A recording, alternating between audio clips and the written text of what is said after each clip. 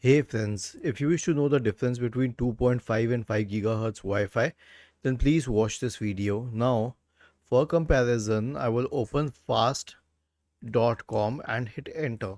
So, this is fast.com and I'm currently connected to the 5G Wi Fi network. Check that the speed is decently good and it can go up to 300 Mbps almost. But when I change this to the 4G network, the speed will reduce significantly. Okay, so I will stop this. I will make sure that it's connected to 4G and then I will check the speed again.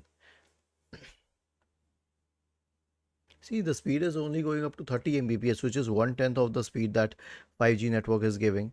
But there's a catch to it.